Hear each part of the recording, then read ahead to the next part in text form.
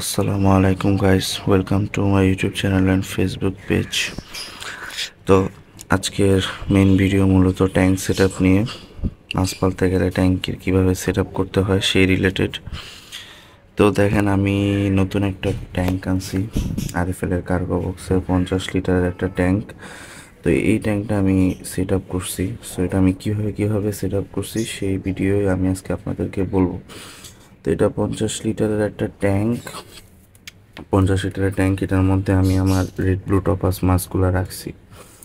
তো আমি মূলত ট্যাঙ্ক সেট আপ করছি কীভাবে, ট্যাঙ্কটা বাইরে থেকে আনার পরে আগে একটু ধুয়ে নিছি ভালো মতো করে, কারণ এটা প্লাস্টিক রিলেটেড যেহেতু ইনটেক ছিল, সেক্ষেত্রে প্লাস্টিক একটু গন্ধ থাকতে পারে। সেক্ষেত্রে সাবান দিয়ে হালকা করে ভালো মতো পুরোটা ধুয়ে নিছি। নেওয়ার পর এটার মধ্যে আমি আমার বাসার বাড়ির যে ট্যাপের পানি, সেই পানি দিয়ে 50% অ্যাড করছি, আর বাকি 50% আমি আমার আদার্স ট্যাঙ্কগুলোর পানি থেকে নিয়ে নিয়ে ফিল আপ করছি। তো এই টোটাল 100% পানি আমি অ্যাড করছি। তো অ্যাড করে আমি পানিটা প্রায় 4 থেকে 5 দিন ফালায় রাখছি। 4 থেকে 5 দিন ফালানোর পরে যে আমি এই মাছগুলা এই ট্যাঙ্কে অ্যাড করছি। আর এই আপনারা নর্মালি যারা আউটডোরে চান করতে, সেক্ষেত্রে আপনারা এরকমভাবে প্ল্যান্টেড আকারেও করে রাখতে পারেন। আমি একদম সব কিছু যেহেতু ন্যাচারালি করি, কোনো অক্সিজেন ফিল্টার কিছু নাই, সেক্ষেত্রে আমার হ্যাবিচুয়ালের দিক দিয়ে এগুলো ঠিক আছে। দেখেন, নর্মালি ট্যাঙ্ক সেট আপ করতে গেলে যা যা লাগবে, ইনাফ স্পেস। আমার এই 50 লিটারের ট্যাঙ্কে মাত্র 6 পিসের মতো মনে হয় এখানে মাছ আছে, 6 বা 5 পিসের মতো হবে। সেগুলো যখন আবার বড় হবে বা বাচ্চা দিবে, এগুলো এখানে গ্রো হবে। আমার ট্যাঙ্কের স্বল্পতা, যার কারণে আমি যে ট্যাঙ্কে ব্রুড ফিশ থাকবে, হয়তো ব্রিডিং বক্সের মাধ্যমে বাচ্চা নিব, বাকি বাচ্চাগুলো এখানেই রেস হবে। তো এই ট্যাঙ্কে একটি ট্যাঙ্ক সেট আপ করতে গেলে মূলত আপনাদের যা যা লাগবে, প্রথমে হচ্ছে পুরাতন পানি। না থাকলে পানি আপনারা বারিন্দা বা আউটডোরে ফালায় রাখবেন 5 থেকে 6 দিন বা 10 দিন পর্যন্ত পানি রাখলে ভালো হয়। পানিটা মেনলি পুরাতন হতে হবে। পুরাতন হওয়ার পরে সেই পানির মধ্যে আপনারা যা মাছ ছাড়তে পারবেন। নতুন পানিতে মাছ একটু খাপ খাওয়াইতে টাইম লাগে। আর এরপরে হচ্ছে যে আমি প্ল্যান্ট লাগাইছি, প্ল্যান্টের নাম জানি না, বাট আমি প্ল্যান্ট লাগাইছি, প্ল্যান্ট হইতেছে। এখানে নিচে একটা আছে, এই পাশের প্ল্যান্ট ছড়ায় গেছে। দেন এখানে আমি হচ্ছে গিয়ে ডেন্সার লাগাইছি, ডেন্সার চারাও হইতেছে। ফ্লোটিং প্ল্যান্ট আছে, ভরপুর প্ল্যান্ট আছে। সো ন্যাচারাল একটা ভাইব দিছি।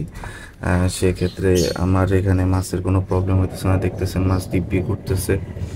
আর এছাড়াও আমার এখানে কোনো ফিল্টার নেই, কোনো ইলেকট্রিক ফিল্টার নাই, কোনো অক্সিজেন পাইপ কিছু নাই, তারপরেও দেখেন মাছ বিন্দাস করতেছে।